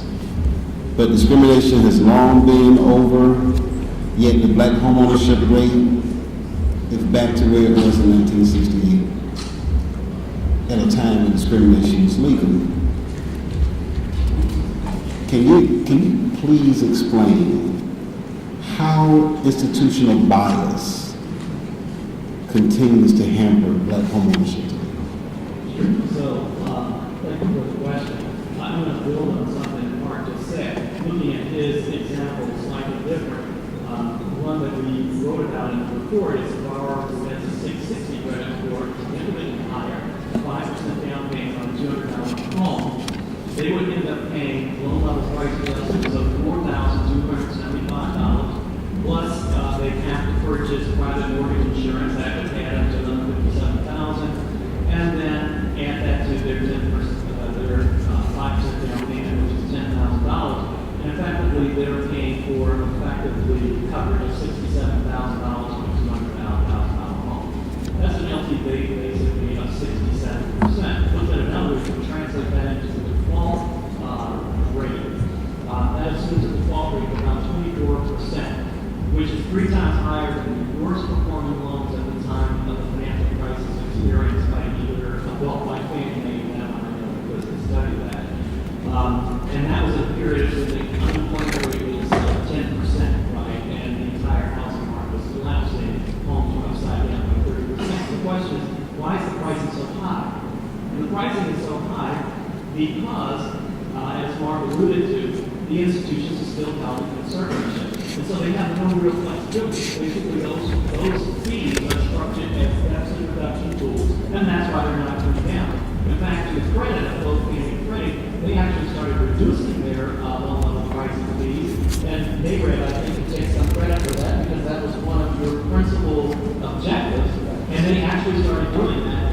And FHFA put the brakes on that and established a minimum floor, even though there's absolutely no justification has been made public for why that minimum floor is necessary, given the fact that both Fannie and Freddie have the best books of business, arguably, in the history of both institutions. This is important because the blacks don't have the financial imbalance. So if we could have paid for coverage of a 20% down payment, we could avoid all the rest of the excessive payments that Mark talked about, or I did in the borrower. And one other thing. So we talk about the fact that blacks were relying on FHA. Here's an important point. Since 2004, when black homeownership was its highest, right, and we were disproportionately already going to subprime loans, the share of blacks going for conventional mortgages has dropped between 2004 to 2016 by a full 74%. So applications by 74%, originations by 64%. The question is this: why are blacks not applying for conventional loans? Because we can't get them unless we apply. Could it have something to do with steering in the real estate market, which is another institutional form of discrimination? We know that we have independent mortgage brokers. We saw from Alana's slide that independent mortgage brokers tend to focus more on FHA. And they also tend to focus disproportionately on African Americans, or at least African Americans are going to independent mortgage brokers, like which one came first, chicken or egg. The fact is that there is still steering in the market, and until we get that out of the market, blacks will continue to go to FHA when they could have gotten potentially better deals at Fannie and Freddie. So we can continue this conversation over and over. It's in every aspect of the mortgage finance business, and it's really incumbent upon us. We were looking for solutions to really help legislators, regulators, and others focus on the fact that these institutional biases are the first thing that need to go. We don't need special programs. And it's one of the things that most concerns me when I hear people talking about trying to improve black home ownership. The first step is, here's the way we can create a subsidy. We don't need to create a subsidy. We remove discriminatory biases and institutional biases. Whether they would be considered legal or not, they are wrong because they build on the discriminatory infrastructure that put black people in an inferior economic position. And then the bar says now you have to be able to reach this high post, which of course we can't meet. And if not, that's called market activity. And it's not. The last thing I'll say is about mortgage innovation. Both Fannie and Freddie actually are trying to do mortgage innovation. I know this personally by talking to members of the staff. They can't do it because they don't have a portfolio. And one of the challenges they have in conservatorship is that they can't reserve for losses. So they can't afford any tolerance for any losses, and they can't pilot programs. There are programs that, for example, would completely remove the need for credit score and down payment, called lease purchase mortgages. But we can't pilot or innovate that because we don't have an innovative housing financial assistant. We need to get Fannie and Freddie out of conservatorship and put them back in the business of actually meeting the credit needs of all Americans, not just the middle to high income, non-Hispanic whites. In white name. Well, they're in white neighborhoods with a lot of places now, but they're not black. Thank you, Jim. Thank you.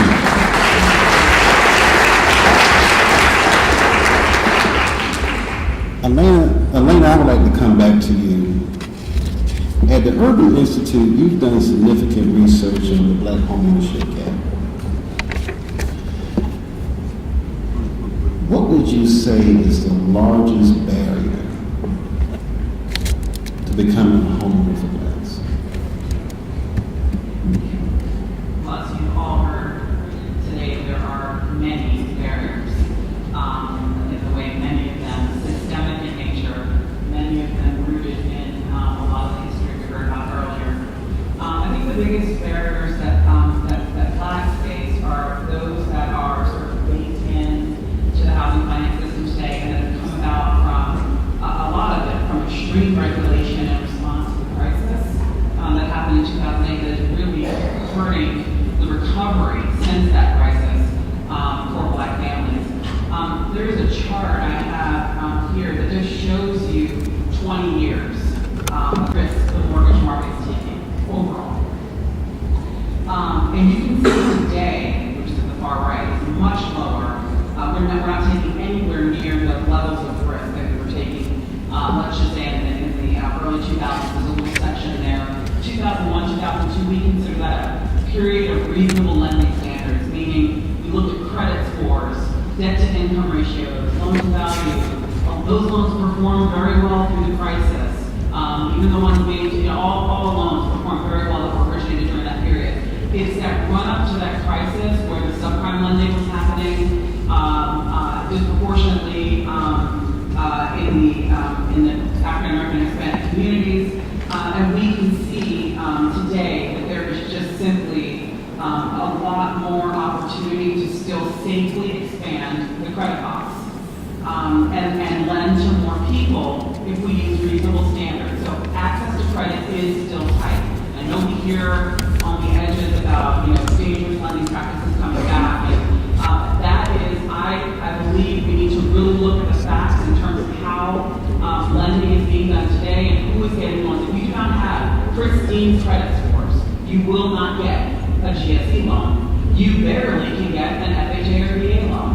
So it's really important to ensure that we open that box, dig deeper, and look at the performance of those loans and see the market, see the government, and see the GSEs open up their appetite to take on the risk they were taking before for loans that are perfectly high credit quality loans and be able to move forward. And I think Jim said it so eloquently, we don't need new products. Let's just use what we have and expand the opportunity to more individuals. In addition, I just want to say one more thing. If we could allow the use of alternative data in mortgage underwriting, for example, on the right there, I just kind of talk about some of the factors that are limiting access today. We've heard about credit scoring a little bit. That's such an important piece in the underwriting process and your ability to get a loan. But including things like rental payment history, that's not really considered today. And we've done studies that prove that people who pay their rent, which is a lot of minority people, a majority of minorities are using our renters. People who are paying rent and pay their rent on time, it shows that if they got a mortgage, they are highly likely to pay that mortgage on time. So their risk levels may not be, we're not using that data consistently and on a standard basis. And that's a setback that we can really, I think, advance. That would be a solution that can be helpful. So expanding the credit box in that way. A more thoughtful approach to recognizing the realities of income variability and a greater focus on consumer education. Talk about income variability because we know where wages are. Wages have been stagnant. People are making money in lots of different ways. Not everybody has, as we did in the past, just one job, one salary. Maybe we're seeing income in a lot of ways. A lot of places don't consider that, and that is harmful to African American and Hispanics that are working in the variable income jobs that need to use that income to be qualified for a mortgage. So we need to think about ways such as that to expand the credit box. And so I'll pause there and just say I think that the opportunities to expand are there for us to look at the data that now exists, for us to understand what happened in the past. We need to start applying it. It's time for the policy change. It's time to open up the box and to bring more people into the fold so we can see more lending, particularly from the GSEs in the minority community. Thank you. Thank you, Amanda.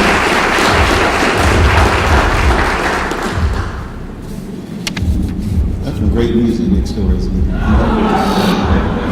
almost wish we were over there. Mr. Rothstein, you've heard a lot of comments today after your presentation. If you've listened to our panelists, are there any more thoughts you would like to share in terms of the information that our panelists have shared in your research?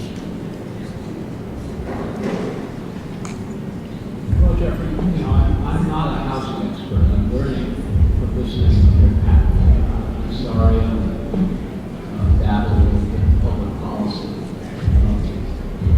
I guess all I can add is that the technical stuff has to rest on a political basis. And we need allies. We can't progress in this area without a biracial movement, new civil rights movement. It's always been biracial. And we need the full involvement of politicians like the members of the Congressional Black Caucus, but others as well. And I'm very encouraged. I want to say I'm very, very encouraged today. I understand, and we all understand, that the President of the United States has been empowering the white supremacist movement. But the reaction to that is by the new civil rights movement. There's white politicians like Rich Lander in New Orleans who's removing statues that commemorate slavery. 5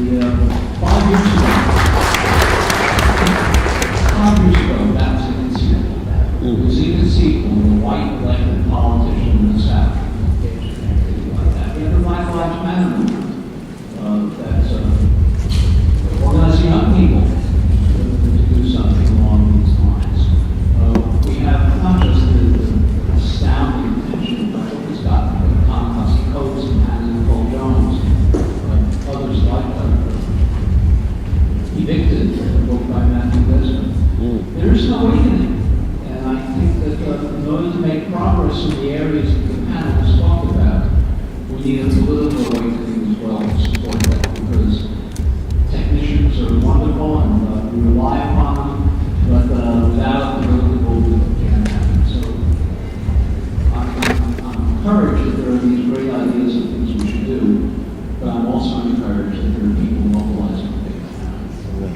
Thank you so much.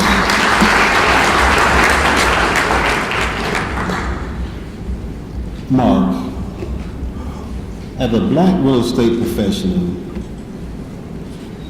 could you just please share with everyone why you feel so passionate about the need to increase homeownership in the black community and why it's so important? Yes, first let me say to those members from FHFA, that we need people like you on the inside. So when we put pressure from the outside, you can work. I appreciate you. I put them on the spot.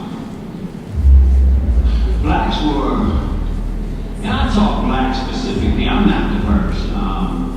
We were damaged. We were damaged, and we were damaged more than anyone else. Property who attains and aspires to own property. Intentional policies, government policies, traditional, historical policies that have kept us from being able to buy and attain wealth. The idea, the intrinsic idea that because of the color of my skin, I'm less than you, I'm less smart than you, I don't deserve anything better than you. The wealth building is a great part of this. The wealth building is important. It's major to be able, I started my business with a refinance from home ownership 18, 19 years ago. The wealth building is important, but what's even more important is the self-esteem that comes from owning a house, to planting the roots in the ground, to having your kids go to one school, and to being able to attend the church of your choice in your community, to create stable, secure communities where you know your neighbors and your kids can run up and down the street. That's what home ownership means to me. I was raised in an apartment. I know what it likes to go to a different school every year. I know what it's like not to have lifelong friends. I aspire to be a homeowner. I've always wanted to have that for me and my kids. It's what we deserve. It's what we need. It's what realtists stand for. It's what we are.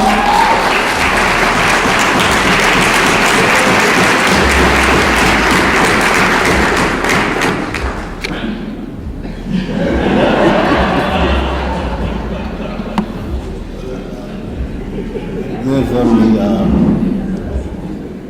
passionate person number 2, and that would be our good friend Maurice Jordan Earl. Can you expound or add to what Marcus shared and explain how race and income matter, just how race and income matter in home ownership? Well, Jeffrey, thanks for that question. I recently concluded a DECA study on race and income. And study concludes that low and moderate income whites have better outcomes in lending than middle and upper income blacks, which justifies Say that again one more time. that low and moderate income white people had better lending outcomes with regards to originations, denials, and fallout than middle and upper income black people.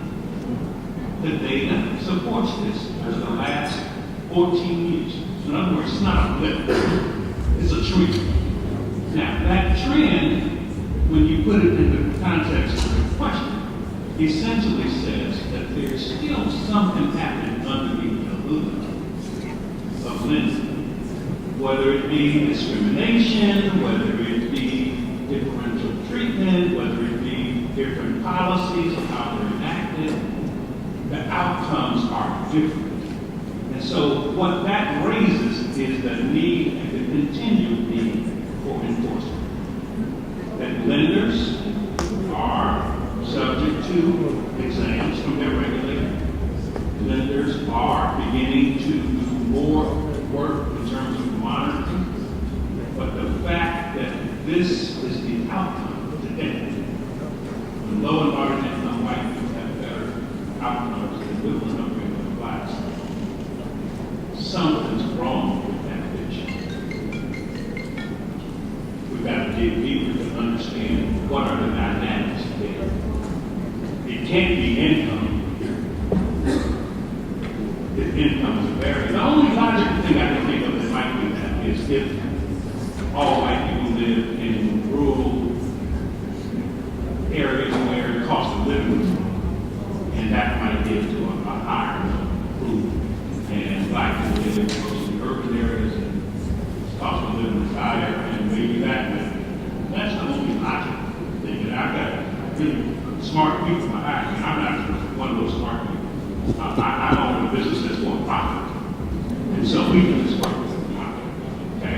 We've got software to help lenders and regulators and community organizations use this data to understand what the lending patterns are and what lenders and regulators and us need to change.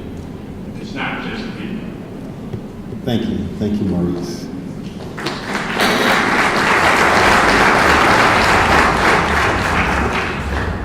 Just in case some of you all are unaware, the Congressional Hispanic Caucus is taking place at the same time.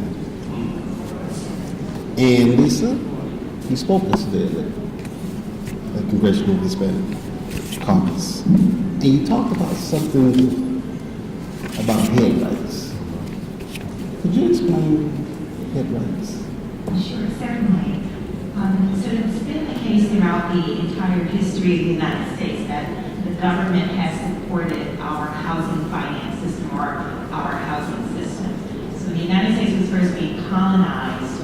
The British government established something called the head rights system, in which white men received 50 acres of land for every person in their household, and that included slaves. So if you had 50 slaves, you got 50 acres per slave that you owned.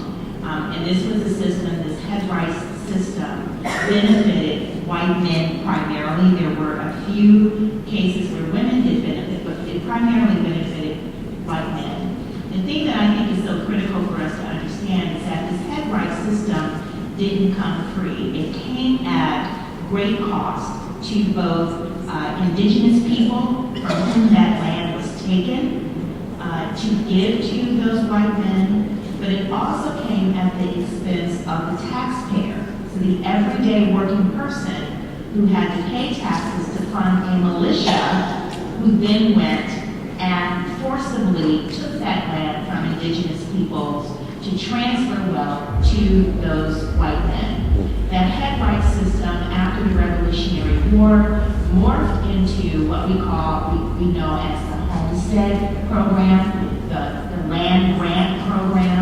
Again, this is a system where people, primarily white people, were given land, again, that was taken from indigenous Americans, taken from them. That homestead and that land grant system, again, was supported by a militia that was funded by taxpayers, that was made available through the hard work and the sweat of enslaved populations who oftentimes had to go out and clear the land and so forth and so on.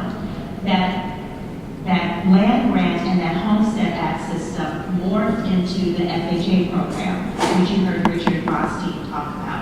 So the point that I want to make, it's so critical for us to understand, is that throughout the entire history of America, the federal government has supported land and home ownership when it primarily benefited white people.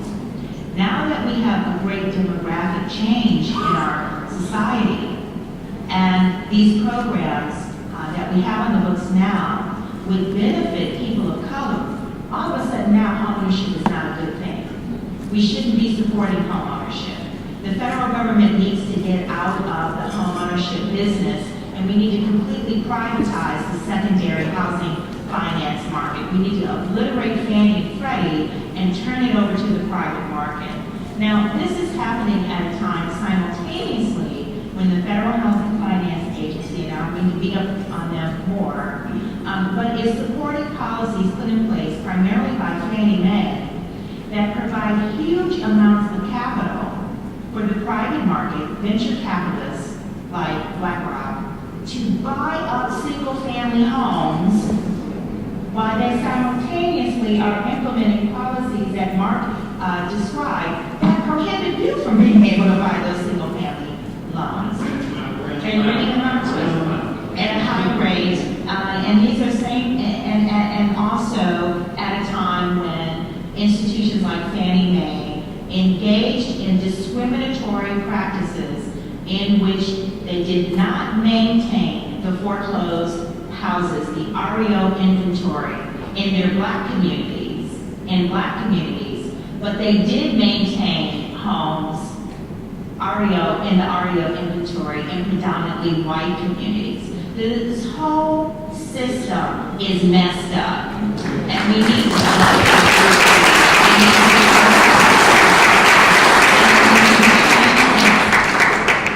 so that it is supporting the ability of everyday, hard-working families, like those families that you serve every day, to be able to take part in the American dream. Thank you, Lisa.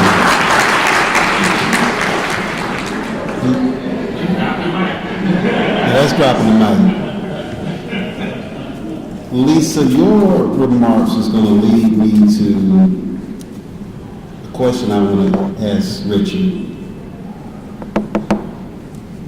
And I'm going to ask you this question in front of this group, which was the question I asked you the first time I heard you speak at Georgia State Law School.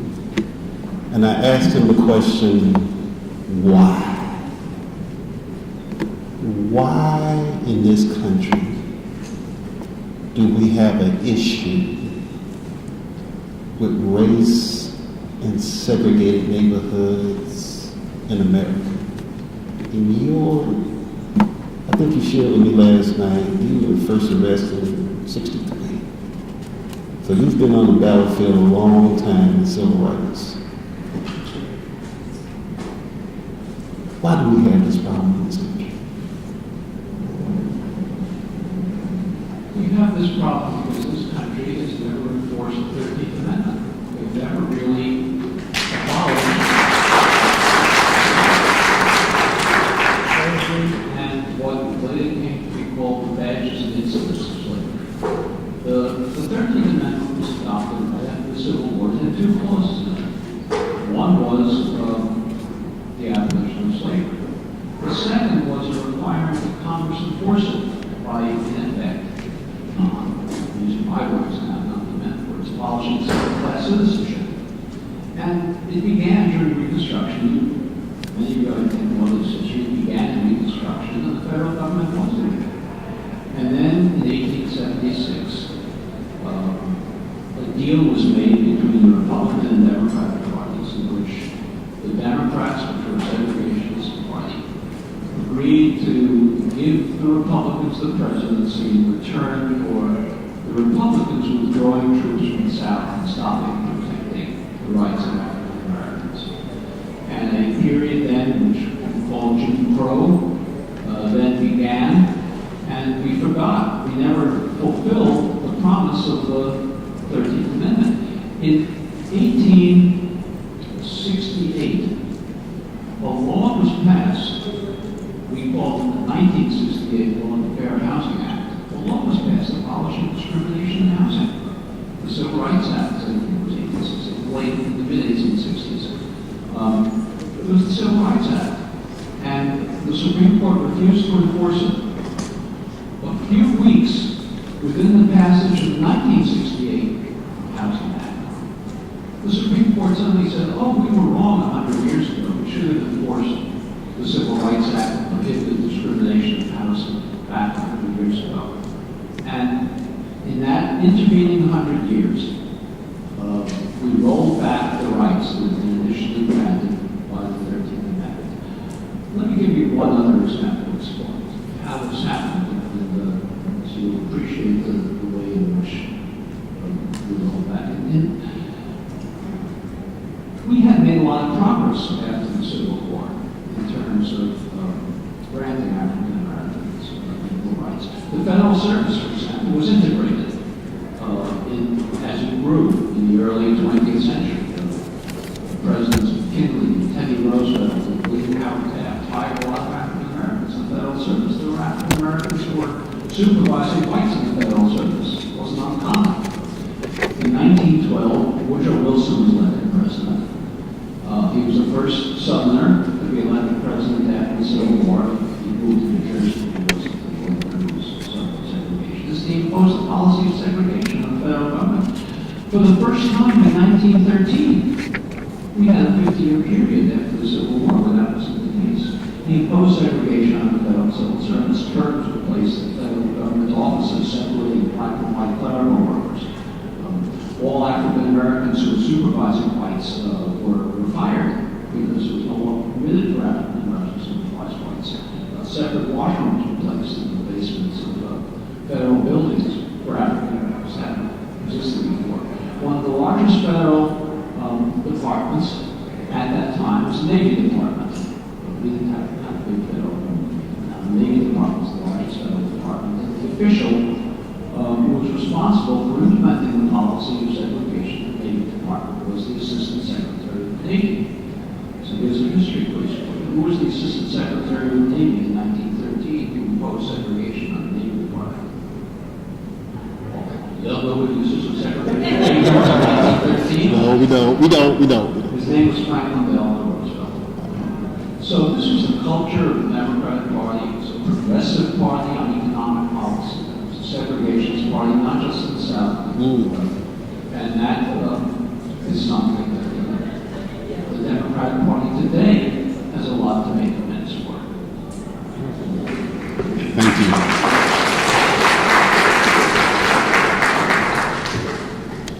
As we get ready to wind down, I think you all would agree that the conversation today is the conversation our nation needs to have. Wouldn't you agree?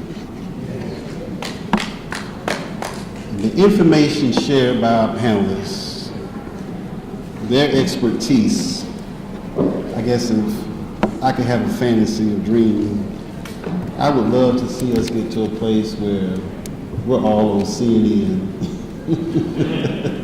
and having a national conversation about these issues so the nation can hear.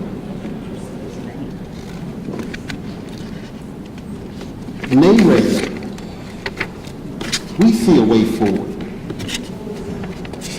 We started this conversation by saying we do not see ourselves as just wallowing in discussing the problem and the history, but also talking about solutions. And so from a policy perspective, NARED has looked at 3 primary policy principles that we believe we want to help push forward in this country.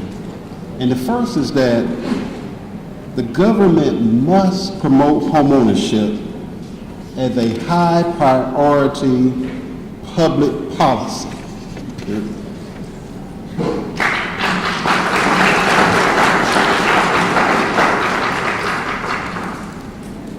Now, I know Jim, he made the comment that we don't need more subsidies, that type of thing.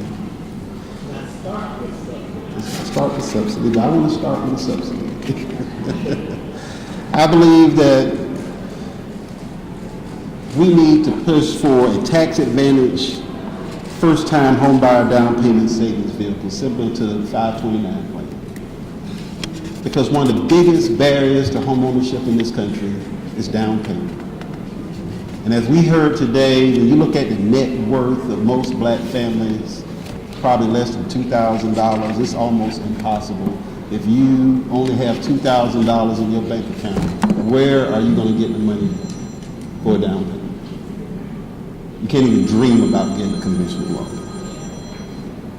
Secondly, we believe that there must be no hereditary or arbitrary class distinctions for those seeking home mortgages. The government must prevent biases or privileges in the mortgage origination process and ensure consistent pricing and terms for similarly situated borrowers with no penalties for higher prices based on neighborhoods, zip codes, census tracts. We have to treat all borrowers the same, whether you live in Capitol Heights or whether you live in Potomac. And lastly, there needs to be a federal accountability structure for the expanding non-depository lending market that will monitor their originations and just ensure that fair lending practices are adhered to for non-bank lenders as well.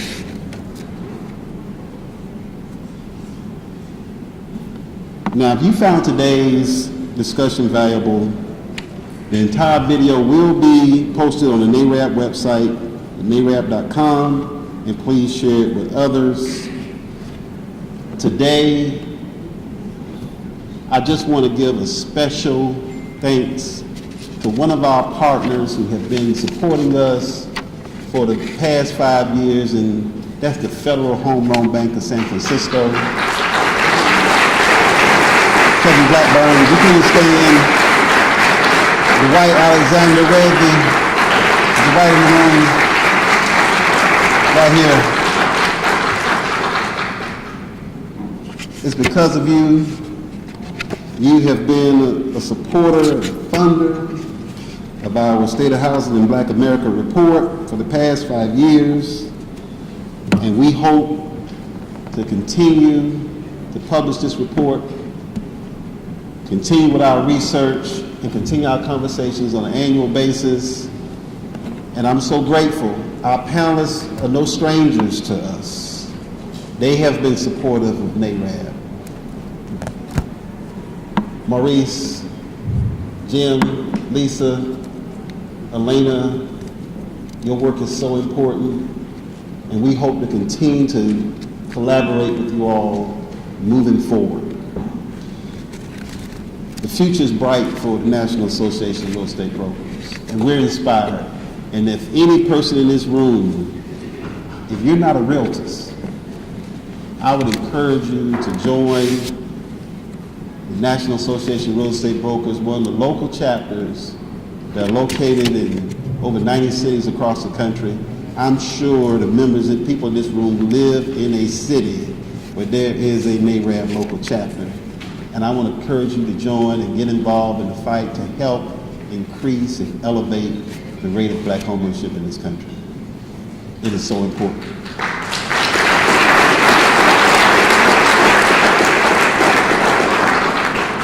Please don't forget, and please take advantage of the opportunity to purchase The Color of Law with our author. I love to purchase and read books, and it's always real special when you can have a book signed by the author. And so please support Mr. Rothstein and his work. Is extremely inspiring. And I believe just so deeply that once we begin to understand history, it really just inspires us to act. And that's why we wanted to have the conversation that we had today. And I can feel in this room that there are many inspired people, and I just want to thank you all for being here. Thank you so much.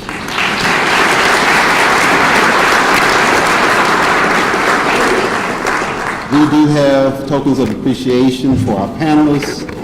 If our executive director is in the room, Mr. Antoine Thompson, we are going to give away some door prizes, and if you would help me share those door prizes with our guests. I don't know.